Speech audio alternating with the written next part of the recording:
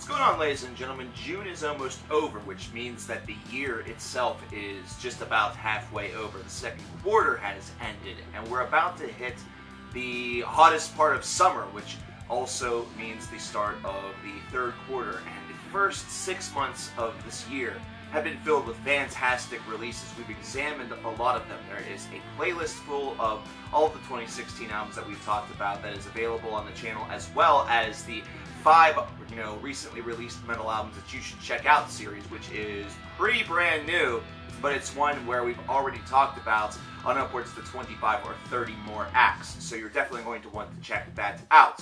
But with that being said, we need to look at the future as opposed to being geared toward the past. We need to see what's going to be coming out, what has been announced thus far for the third quarter of 2016. So that's July, August, and September.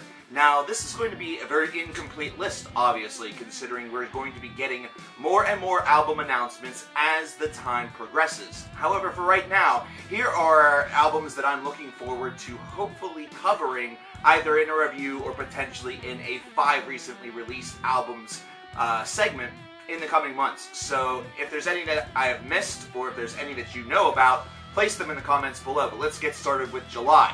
With July, we of course start off with the 1st of July. It's the first Friday of the month, so that's this coming Friday. And we have the brand new one from Chelsea Grin entitled Self-Inflicted, as well as Theories of Flight by Fate's Warning that I would like to talk about and probably will. On the 8th, moving on forward, we have a new one from Diabolical entitled Umbra. We have Machina Viva by Wolverine, which is fantastic considering it comes 10 years after one of their albums was my personal album of the year. That was prior to this channel being a channel. On the 8th, we still also have the new one from Sentinex, which is Doomsday Rituals. There's a new non-point album I'm sure some of you will want me to speak about entitled The Poison Red. And then there's also this Curiosity, this Cradle of Filth album, Dusk in Her Embrace, The Original Sin, which has a lot to do with the lineup at the time and what's now available. It's sort of a re-recorded, many people are saying cash grab, but we may still take a look at it to see how it's maybe different from the original version. There is a new Deadlock album some people may want me to talk about entitled Hybrids. It's really up to you guys. If you guys want me to talk about that disc, let me know. Moving on to the 15th, I'm leaving some stuff off from the 8th for the potential for the 5 recently released albums deal. With the 15th, there's really not very much that I plan on speaking about, with the exception of the Scour EP, which is the new project by Phil and Selma, which is going to be extremely interesting. The one song that they've released thus far has been pretty good, so it'll be interesting to see what this full EP really gives us. It's kind of a weak week. However, we're going to be running a couple of things concurrently throughout this month, throughout July, so it might be good to have a little bit of a break at that point. But let's move on to the 18th and the 22nd. With the 22nd, more so specifically, Car Mechanic has a brand new one entitled Dot, which could be interesting. I've listened to some of their older stuff. It's not bad. Revocation, of course, has a brand new disc entitled Great Is Our Sin that's going to be dropping on that date. Some folks would like me to talk about Head PE's Forever, which I may actually do.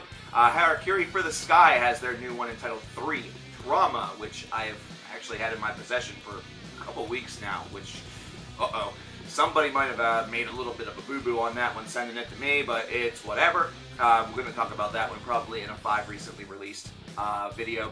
Despised Icon has Beast, which is coming out on the 22nd of July, which is going to be interesting. Witherscape has The Northern Sanctuary. Black Crown Initiate has Selves We Cannot Forgive. The brand new Periphery album, Periphery 3 Select Difficulty.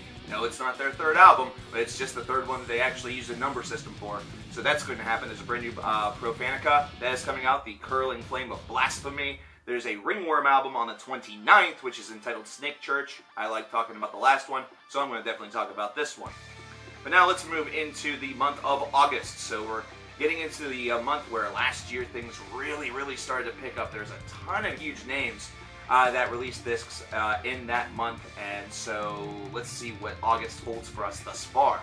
On the 5th of August, we have Taria with The Shadow Self. We have Carnifex with Slow Death, which is going to be interesting considering it's a follow-up to a hugely beloved album, so we'll see if they're able to pull off the truest sense of the follow-up. And then we get into the 12th and we get into Iron Times by Vader. That's an EP, so we're going to maybe get to that one. But Equilibrium has a brand new one out entitled Armageddon that we definitely need to speak about. Horseback has an album entitled Dead Ringers. Their last one I really enjoyed. Lacrimas Profunda has Hope Is Here. I haven't listened to one of their discs in a while, so I'm excited about that one.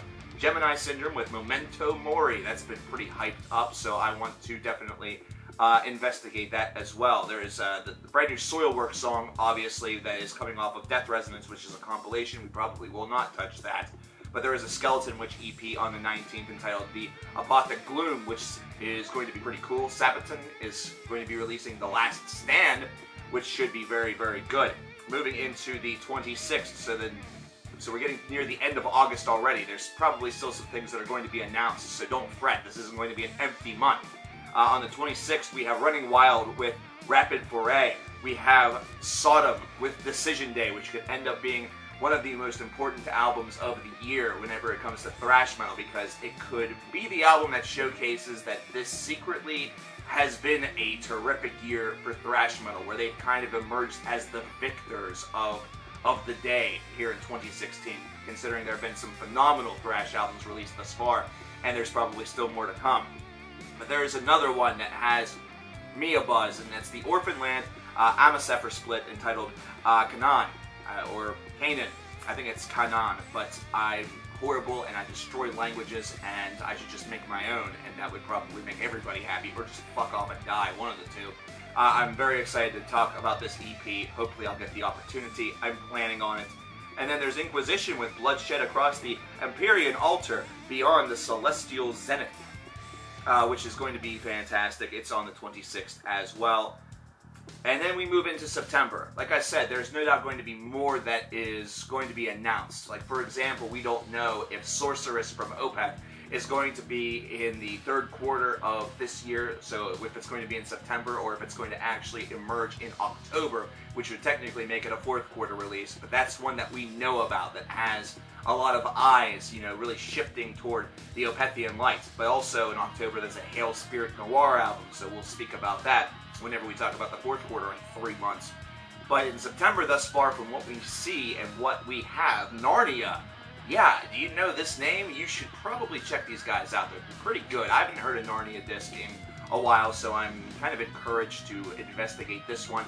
Devin Townsend with Transcendence coming out on the 2nd of September is one that certainly sort of gets my blood pumping. I'm very excited about this.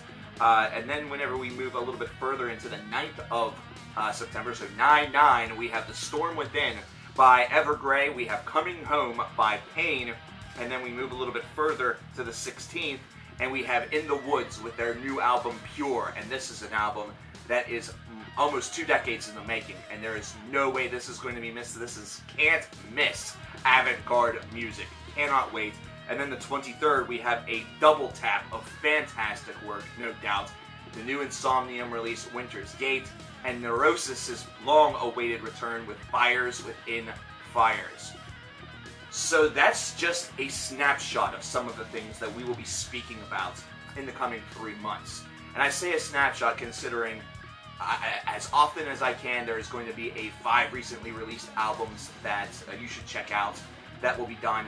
A lot of this is going to be involving albums that I myself, or bands that I myself, am learning about for the first time as well. So there's going to be a lot of learning that's going to occur during the next 3-month period. A lot of more great bands for us to speak about, and really a lot of cause to investigate some great music over the summer months. So I hope that you will take the journey with me. If this is your first Cover Killer Nation video, and this all really just makes you very happy, if it sort of inspires you, hit the subscribe button. We will talk about these albums together. Again, if there's anything that has been left out, leave it in the comments below, and we will probably be added to the docket. My name is Cover Killer Nation, and I look forward to these next 3 months. It's going to be great. Are you looking forward to it? And which albums are you most hyped about? Leave that in the comments as well.